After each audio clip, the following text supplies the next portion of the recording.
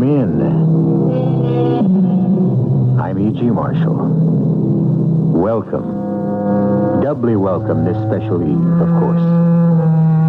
If you look in Webster's dictionary under the word miracle, you can read the definition, an event or effect contrary to the established order of things. A wonder or a wonderful thing. This is the story of a miracle that took place at Christmas time. The very best of all possible times for miracles. And it begins with an ad which has appeared for 10 years in the Dawson City Times and the Thomasville Courier. We'll begin the advertisement with, if the owner of a Santa Claus suit rented to Jennifer Swallow will present his copy of the receipt to me, Jasper Crown, he will be you'd have to include your address and your phone number, etc. Of course, Jenny, we'll include that. He will be remunerated to whatever degree he asks, up to $1 million. Does that seem fair? Oh, it isn't fair. It's silly. The rental was less than $1. Why should it be worth any more than that? Maybe you'll never know, but I will. And everyone else who hears this story will know.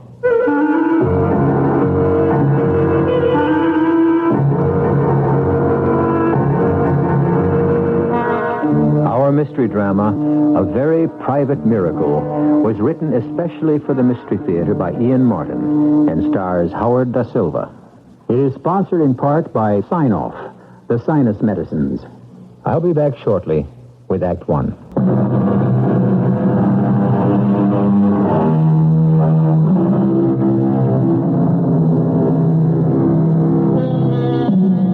This is a story of a very special time and a very special love affair between a bright and artless 10-year-old and a bitter, soured man who made himself old before his time.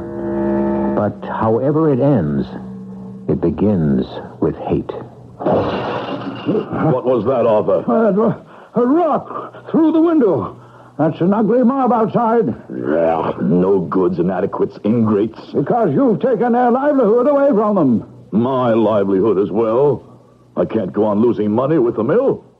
Since Robert walked out on me, I don't need any more. Thomasville does. Good Lord, it's the only real industry we have left to keep the town alive. Are you my lawyer or theirs? You know whose lawyer I am. My friend or theirs? That's a question which gets more and more difficult to answer.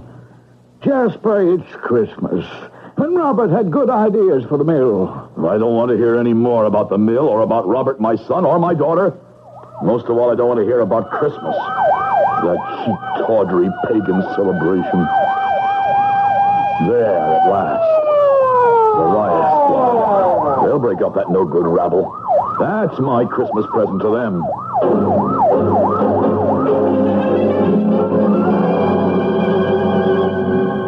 Finally, the police have dispersed them. Cowards all. A mob has no courage. Well, what are you going to do about the window? Close the room off. Heaven knows there are enough other rooms for me to wander through alone since I've been deserted by my family. Well, that's scarcely fair to Emily. Emily? Did I once really have a wife? Was there some warmth in this house? While my sister lived. Well, she's dead. Too many years ago for me to want to count.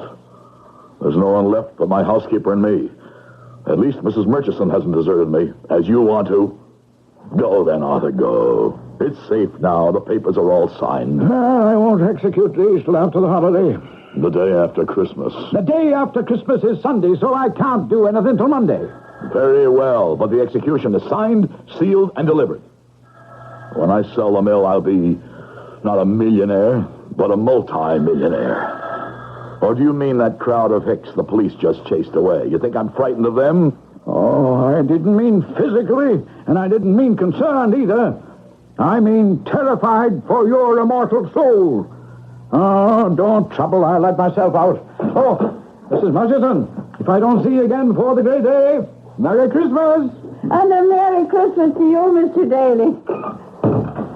Who was on the phone, Mrs. Murchison? Oh, such good news for you, sir. It's little Mary herself. What did she want? Sure, she's still on the phone waiting to tell you herself. I have no wish to talk to my daughter. Ah, but when you hear her news... What news? Well, she wanted to tell you herself. If she's leaving that damn foreigner and coming home alone, I'll talk to her. Otherwise, go and hang up. Without listening to what she has to say? There's only one thing I want to hear from her. An apology. Oh, you're not going to talk to Miss Mary?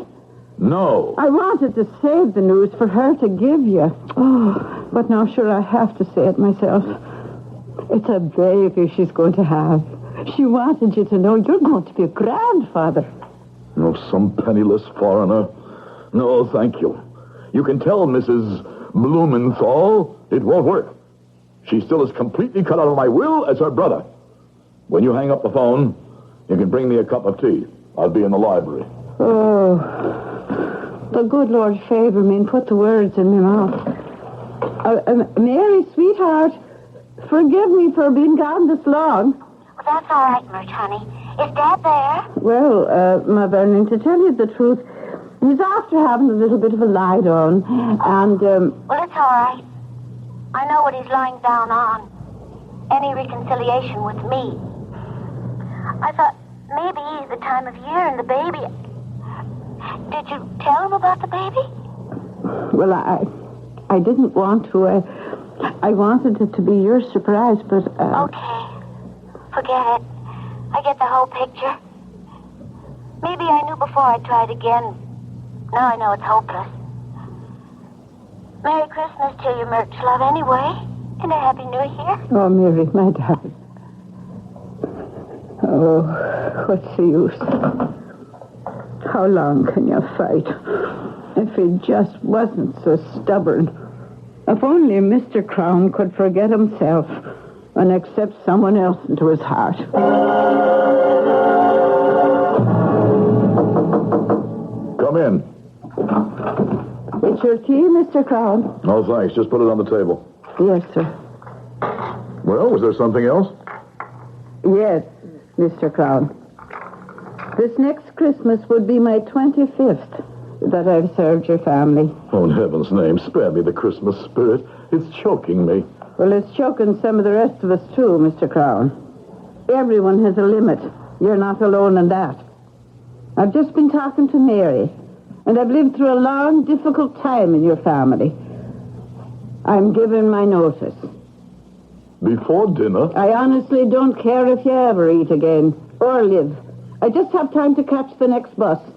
I'll send someone else to clear out everything that's left of mine in this house. I want no part of it, or you, ever again. A little while later, the front doorbell rang. With Mrs. Murchison gone, Jasper was tempted not to answer it. But when it rang again, some secret urgency drew him down the long corridor. On the walk, he winced. His elbow pained him, and the arthritis in his right leg jumped and sent shivers. Every ache and pain he had ever known seemed to assail him, till the magic moment he opened the door and saw, standing on the stoop, her freckles burning bright in her snow-white face, her pigtails stiff in the icy wind, Jennifer. And even though he didn't realize it, magic was upon him. Yes? Who are you? Jennifer Swallow. What are you doing on my doorstep? If you please, Mr. Crown, I'm freezing to death. Ah, you came here of your own free will? What do you want? I have a business proposition to put to you. Not interested. How do you know if you haven't heard it yet? Don't be rude. You're talking to your elders. Excuse me, I didn't mean to be rude. I'm just anxious. Anxious about what? My proposition. What I want to talk to you about. All right, what is it? I'm too cold to tell you here. My father says that no gentleman keeps a lady waiting. You're no lady, you're just a child. And you're no gentleman. You're a What? You're a kind man who's going to offer me shelter. Very well, before we both freeze to death. Come in. Thank you. You shouldn't have let me in, you know. But you weren't. Get in. My father says you should never let a salesman get his foot in the door. Are you a salesman? Oh, no. It's just an expression, you see. In a manner of speaking, so to speak. What is it you want, young lady? My name's Jennifer. Jennifer. I'm not interested in names. All I want to know is what your business is here. Shouldn't we go into the parlor? No. You're kind of old. I thought you might want to sit down. Well, maybe I'd better. It would be much cozier. Very well, then. Follow me. Even though it is quite cold, it's very nice weather for this time of year. What? I'm just making conversation. My father says... I don't believe it. Believe what? I don't believe your father ever gets a word in edgewise with you around. All right. It's warm in here in the library. There's a fire. You can sit over there on the other side of the fireplace. Thank you. So many books. A lot of knowledge in the world if you young folks would take time to pick up some of it. Now, Miss Jennifer, just what is it you want? Well, it's at the church, you see. Nobody is working this year on account of you closed the factory down. You blame me for that? Oh, no. I mean, that's your business, of course. But it meant somebody had to do something special. About Christmas, I mean. I might have known it. Sending a child here to blink her innocent eyes at me. Who put you up to this? Who sent you here to ask for money? No one. I just wanted... Don't lie. For a moment, you almost fooled me, young lady. But I might have known there was something behind this. There is, isn't there? Well... What is it? Present for the church? Oh, no. I already won those. So win the booty. You what? I said I already got those from Win the Booty. You know. No, I don't know. What is Win the Booty? It's on television. Don't you watch it? I don't have a television set. Oh, it's fun. The man asks you questions, you see, and then you have to answer them. And that's what you did? Of course. Why are you so surprised? I'm just amazed that you didn't ask him most of the questions. So you won some prizes, eh? Oh, scrumptious ones. So you see, we don't need you for that. You don't say. What do you need me for? Well, see, the presents are to be handed out tomorrow night at Christmas Eve. And we have no Santa Claus to do it. I wanted you for that. Of course. Because I'm rich and you thought that I might bring some extra presents. That wasn't it at all. Somebody else had an idea you should come here and ask me? No, sir. This was my own idea. Really? Just what's the matter with the guy who knows all the answers? Who? Your all-wise father. Oh, he isn't here this year. What's keeping him so busy? A first-class son of a gun. A what? His superior officer. My father's in the Navy. Both of them are. Who? My father and the first-class son of a gun. That isn't exactly what he called him, but I promise not to repeat the other. I see. Well, if it can't be your father, what's the matter with your minister? Nothing. I mean, as Santa Claus. Oh, too skinny and too serious. He never understands a joke. He's really an old stick. But what on earth would make you think of me, child? You don't just want me to be Santa Claus. You have an ulterior motive. What's an ulterior motive? You want me to do something else, don't you? Oh, that. Of course. You admit it. Oh, sure. We don't have a budget for the Santa Claus suit. So I thought if you'd be him, you could afford to rent it. Where are you going? I'm opening the door for you to leave, Jezebel. My name isn't Jezebel. Well, that's a matter of opinion. Just keep heading for the front door. Then you won't be Santa Claus? I'm afraid I'm not the type. You could be just perfect if you'd let yourself go. I wish I could believe that. Oh, couldn't you? Only one way I could. Well, how's that? You get me the Santa Claus suit, and if you still want me, I'll be your Santa Claus. Honest to Pete? Honest to Pete. Well, I'll try. But it's going to take a miracle if I do. You know, I wouldn't put it past you.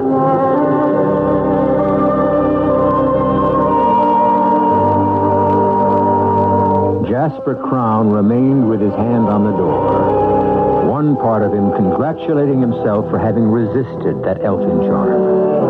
The child child was just trying to use him and his wealth, as people always were, egged on by her elders, no doubt. But another part of him, lonely and forgotten and rusty with disuse, cried out for her return, for a miracle.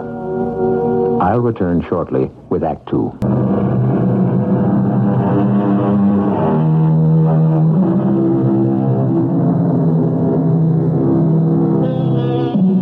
Never underestimate the power of Jennifer. That night, Jennifer broke open her piggy bank and counted her capital, $2.23. The following morning, she bought a return trip ticket on the bus to Dawson City, which cut into her budget to the tune of $1.62. Once she got there, she set her jaw and started to comb the city. It was well after lunch when suddenly the freckles were dancing across her nose and her pigtails vibrating with delight. For there, just as she told herself there had to be, was a sign saying, "Santa Claus suits for rent, dirt cheap." The proprietor was a wonderful man with a jolly round face and bristling white eyebrows and a shock of snowy white hair. As Jenny said afterwards, she almost wished he might be persuaded to come and play Santa Claus. But that's really a silly idea. He lives too far away. I beg your pardon, miss. Did I say something? Well, there are only two of us here, and I didn't say anything, so I think it must have been you. There I go again, thinking out loud. You couldn't. Could you? Or didn't I think that part out loud? What part? About wanting you to come and be Santa Claus in Thomasville at our church tomorrow evening. Oh, I'm afraid I couldn't. Some other people are expecting me. Oh. But I can rent you a suit, you know, a Santa Claus suit. Do you see one that you like? Well, there are so many. What's this one made of? Red velvet with ermine trim. You like it? It is nice. How much would it cost to rent it? Well, now, that's a very handsome suit and quite cheap at the normal rental of $100. $100? Too much? Oh, much too much. Well, now, how much were you thinking of? 61 cents? 61 cents, eh? Now, isn't that a coincidence? As a matter of fact, right down beneath the counter here, I may have just the thing. Yes, here we are. Now, let's see. Boots, belt, hat, pants, and a tunic. And, of course, the whiskers to go with it. And the price happens to be just right. On the nose, as the saying goes. 61 cents. It is pretty old and tattered. Yes, it is. Seen a lot of use. I have to admit it isn't in the best of repair. But it's the genuine thing. Well, it is pretty ratty. But I'll take it. After all, the price is right. And the kids who are going to see it won't notice the condition. Because to tell you the truth, these days our clothes are pretty ratty, too. All righty-o. I'll wrap it all up. And while I'm getting it ready, you can sign your name right here. What's that for? Well, I'd like to get this suit back. You might be surprised, but sometimes I have a little trouble. This way, if you shouldn't return it, anytime I want to claim it, I'll have proof that it's mine.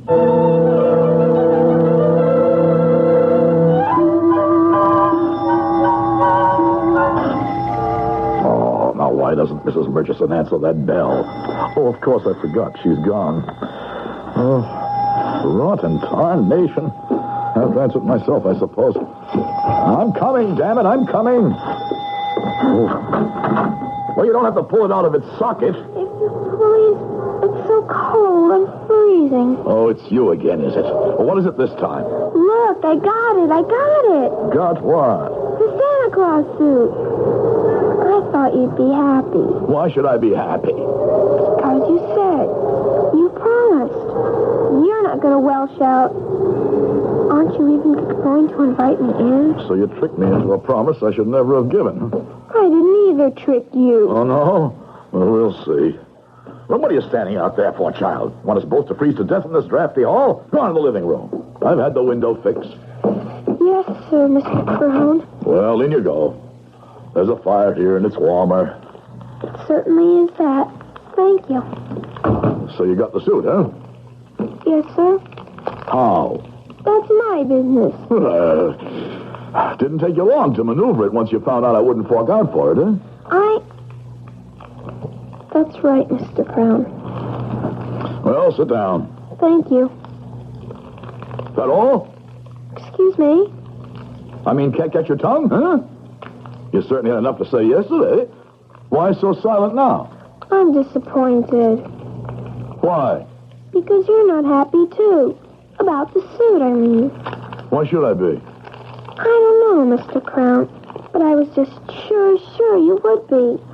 Well, you're wrong. I'm not. I made a bargain, and I'll stick to it. You don't have to. If you don't want to. I won't hold you to it. I mean, an unhappy Santa Claus wouldn't be much good. Do you want to? Want to what? Be unhappy? No, to get out of it. I don't even know if I can get into it yet. Close your mouth. You look silly with it open. Oh, come on. The suit, the suit. Come on, let's see it. I can't help it. It is a very difficult knot. Oh, give me that stupid parcel. Stop fiddling. Can't spend all night on this. Oh, good Lord. In what ragtag did you find this flea-bitten outfit, huh? Huh? I didn't either find it. I rented it. Rented it? And just what did you pay for this threadbare collection of junk? It cost 61 cents. How much? More, when you count my bus fare from here to Dawson City.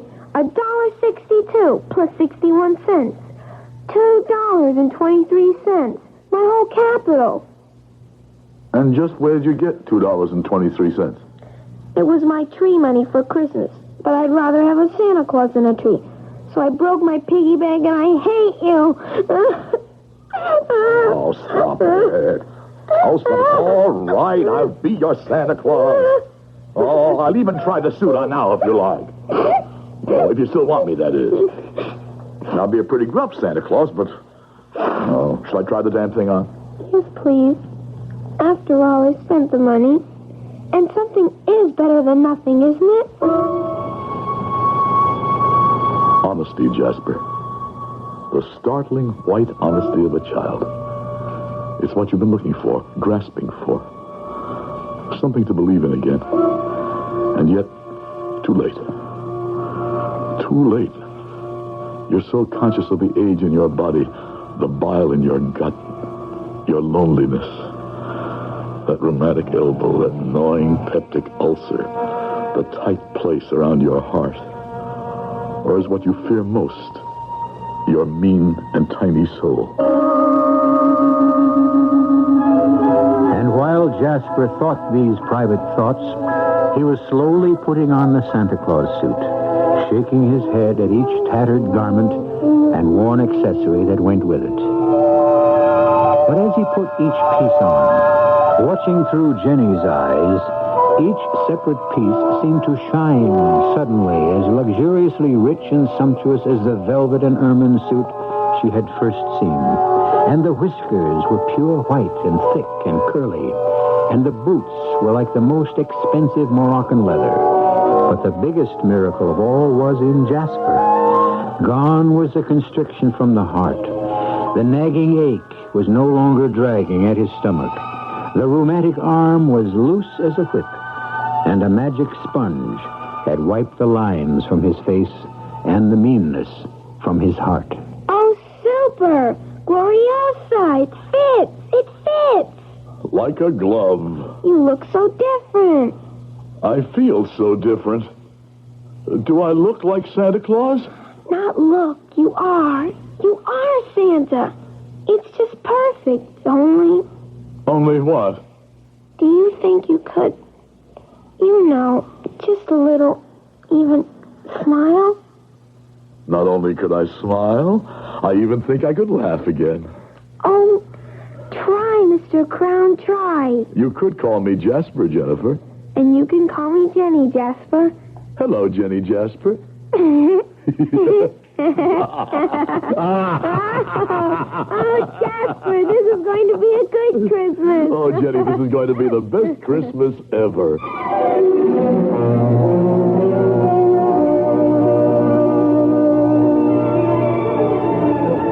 Now, Mrs. Templeton, now do you think? Yes. I was just coming to tell you, my dear child, that my husband said we are just about to commence. Mr. Crown's all dressed and ready. The Reverend isn't teed off, is he? Teed off? I mean, his feathers aren't ruffled. The Reverend is a saint, my dear. A perfect saint. Why on earth should he be angry? Well, Grandmother said he always played Santa Claus. And if someone else wanted to be it, he'd be mad as a wet hen. And I said, why is a wet hen mad? And she said, because its feathers get ruffled. Your grandmother, I should say your family in general, Jenny, doesn't quite understand a man of God. The minister, my beloved George, is only too happy to welcome back a sinner and a backslider like Mr. Crown. He would sacrifice any of his little pleasures for that. Oh, which reminds me. Yes, ma'am? For some reason or other, Mr. Crown says he has to see you before he comes in. Oh, dear, I hope nothing's gone wrong. Because if Jasper's feathers are ruffled, this whole party could lay an egg. I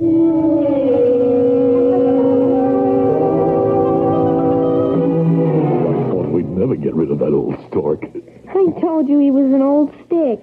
In the mud. Now, what I needed you for was to know if I look all right.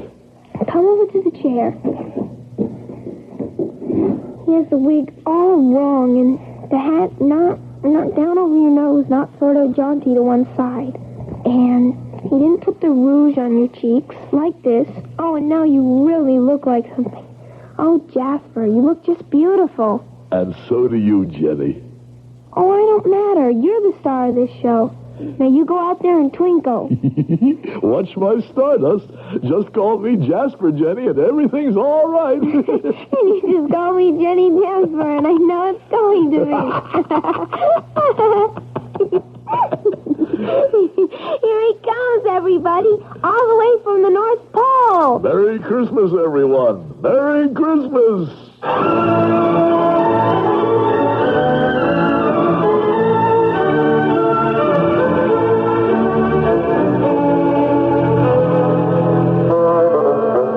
There it is.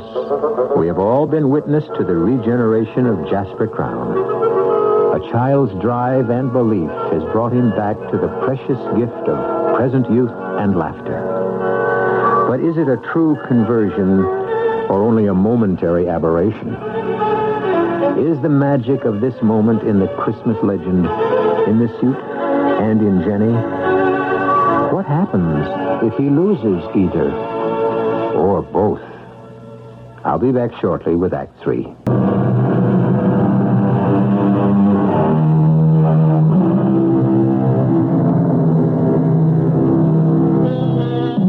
The church party was an exceptionally long one that year. And before it was over, Jasper Crown had indeed become Santa's alter ego. Many other gifts beyond those Jenny collected on Win the Booty were distributed. All of them from Jasper's generous purse. $50,000 to the church itself. Another $50,000 to the community chest. And many smaller but not less welcome gifts. Then, with the party over, Jasper, after a long last hug with Jenny before she went home, returned to his own house. But however cold the empty old mansion might seem, Jasper, in his suit of red, was warm and glowing inside. And his first trip was to the telephone. Christmas greetings, hello? Happy Christmas, my darling daughter. Dad? Daddy? Yes, Mary. You're a miserable, old, wretched, stupid father. I can't believe it. I mean, you don't... Well, you never were stupid. And you certainly don't sound miserable, old, or wretched. Well, I'm none of those, but I was stupid. How can I make up for it to you and Leon? Make up?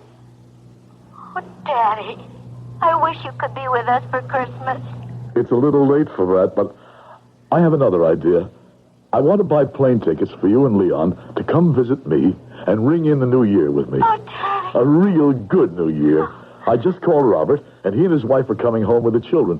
He's going to start up the mill again for me. It could be a real family reunion. Daddy, I don't know what to say. Oh, say yes. Please, just say yes. Of course it's yes. Yes, yes, yes. Daddy, what happened? You sound, well, not only like yourself again, but I don't know. Like the spirit of Christmas, past and present. And future. You'll see, I hope, when you come home.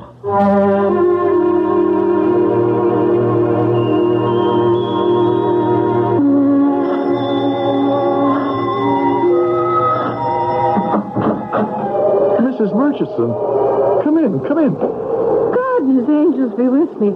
I thought, Mr. Crown, for a moment you were the real article. I can't claim that. I wish I could. Oh. But I feel as cheerful as him. What brings you here Christmas morning? Well, now, sir, I felt real bad, particularly this time of year and all walking out on you. And here it's Christmas Day, and you even without a dinner. So I was after bringing a little basket here, if you'd accept it. I accept it from the heart, and with my thanks. But I'd like to ask you something in return. What is that? Will you come back to work for me, Murch? I need you. Oh, you called me Murch. Mary's name. She's coming home with her husband and her child-to-be for New Year's, and Robert and his family. Oh. They're moving back to open up the mill. I'll need you, Murch. The Blessed Mary preserve us, so you will. And glad I'll be to come home. Good. But what is it that's come over you, Mr. Crown? A child brought me this suit, Murch, and putting it on, I went back to the man I was. I don't want to question either, because I believe them both to be a miracle. And I thank God to have found happiness and peace again. And pray to him it will not be taken away from me.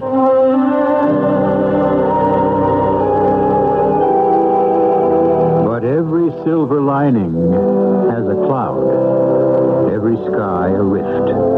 The worm nestles even in the heart of a rose. Jasper could not buy his happiness this fast, if ever again.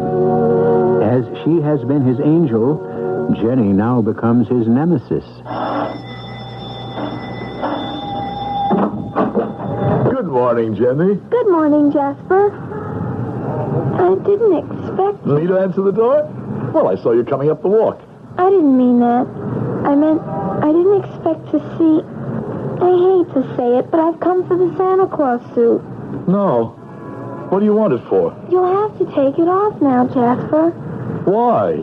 Because I signed the paper. I only rented it, and I'm responsible. I have to take it back.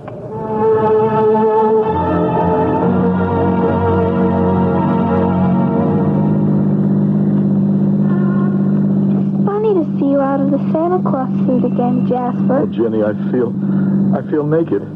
It's the way I told you. But that's silly. You aren't the way you were at all. You're nice now. The way I always knew you were underneath. As long as I have the suit. As long as you have you. That's what counts. My father says, oh, wait a minute. Tell the chauffeur. Here's the street. Oh, I was sure it was this one. Try the next. You watch one side, and I'll watch the other. You're not watching, Jenny. That's because I've already looked all the way down. It must be the next block. Why are you looking so sad again, Jasper? Because I feel that way. Not even sad. Frightened, Jenny. Why? I like the way I am. I didn't like the way I was. And I'm afraid that if I let go of the suit, I'll go back to being what I was. Never. Anyway, when we get to the shop, you can always buy it. Oh, tell the chauffeur to turn here, to the right. Take the next right, Edwards. You sure this is it? Yes, I know. Because there's the hat factory, and the cigar store, and the man who cooks spaghetti in the window of his shop. And right there next to it... What? What, Jenny? Mr. Edwards, stop and back up. See, Jasper? It's a dead-end street anyway. And there's that big school, and the storage company, and then the Chinese laundry. And right here between it and the man who cooks spaghetti in the window was... Stop the car, Edwards. But, Jenny, there's nothing here but an empty lot. But there can't be, because otherwise, then it would have to be a miracle. Yes, that's what it would have to be. But that's impossible. Why? Because miracles have to be about holy things, and they have to be very old. Well, what's holier than Christmas? And it's pretty old. I must have made a mistake. We'll just have to keep... Little Jenny, listen to me. This is a funny thing to ask, but I ask it with all my heart. Don't let's go looking anymore, because we just might find him, and that's the thing I'm most afraid of. Why? Because then I'd have to give the suit back, and I might stop believing again. Oh, is that the time? The right time? Yes, what's wrong? I've got to get back to Grandma's fast. I'm catching a plane today. Edwards, home, step on it. A plane? Where to? Pacific. Japan. Back to my father. He's so lonely. I'm all he has. But Grandmother was getting old, and we were both going to spend Christmas with her. Only that first-class son of a... I almost said it. Anyway, the Admiral said he couldn't spare my father because of the general situation. Oh, what am I going to do? About your father? No, about the suit. Jenny, why don't you let me handle this? I'm here, and your father and you are going to be on the other side of the world. How could you handle it? Well, let me tell you, and we'll write it down as soon as we get home.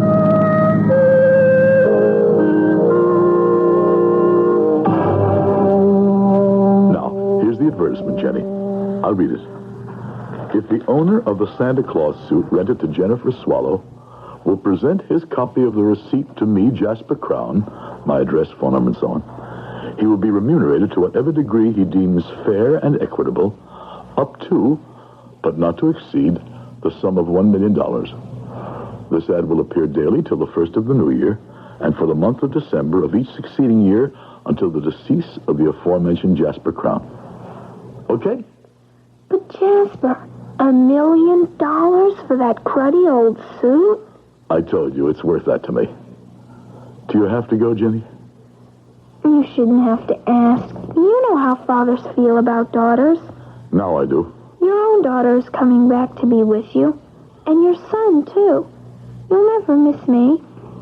Oh, I will that. Don't ever mistake it. But I'm finally realizing all this fuss about a suit I thought was a key that unlocked my heart. When it wasn't the suit at all. It was you. I hate goodbyes. They're always sad. Why can't they be laughing goodbyes? Couldn't you laugh? Just a little? You said that to me once before, remember? And you laughed. I don't think anything can make me laugh now. I bet I could. Try it, Mr. Crown. Try what? That's not what you're supposed to say. What am I supposed to say? You're supposed to say, you can call me. Jasper, Jenny. And you can call me Jenny, Jasper. Hello, Jenny Jasper. Hello, Jasper, Jenny. Oh, Jasper, it's been such a good Christmas. The best ever.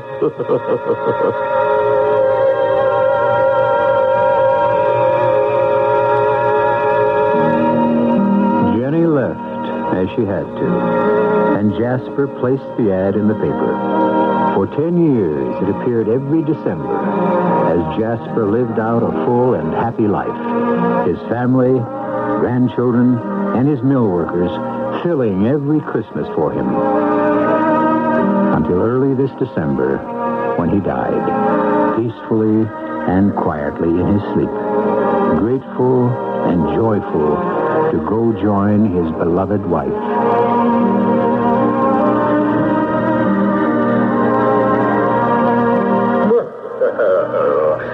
Hello, Mr. Crown. I've been proud of you these last 10 years. I've felt at peace with myself. The suit is in that rosewood box on my bureau. And here's a blank check signed. Fill in what you want. Oh, no. This is paid in full. I've more than had my rental.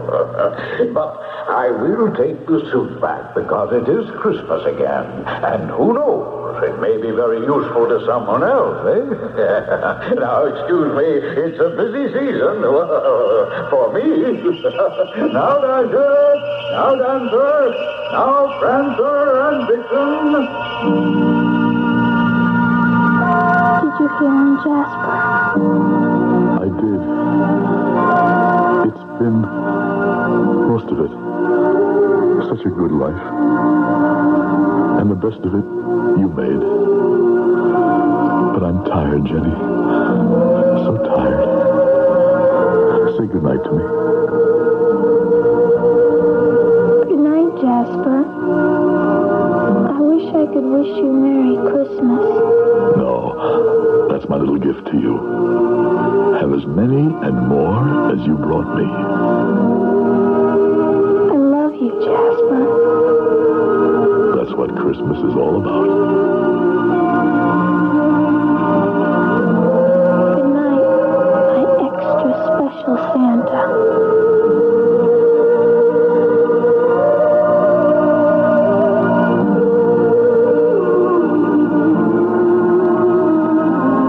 An event or effect contrary to the established order of things. A wonder or a wonderful thing. Webster's definition of a miracle. I'll be back shortly.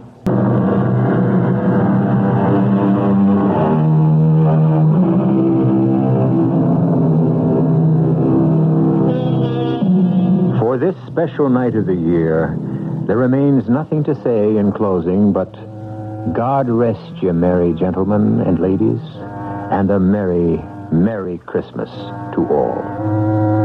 Our cast included Howard Da Silva, Jennifer Marlowe, Virginia Payne, E.V. Juster, and Ian Martin. The entire production was under the direction of Hyman Brown. And now, a preview of our next tale. You will be haunted by 3 spirits. That is the hope you mentioned. It is. I think I'd rather not. Without their visits, you have no hope but to shun the path I tread. Expect the first tomorrow, when the bell tolls 1. But couldn't I take them all at once and have it over? Expect the second on the next night at the same hour. The third, when the last stroke of 12 has ceased to vibrate on your mantle clock.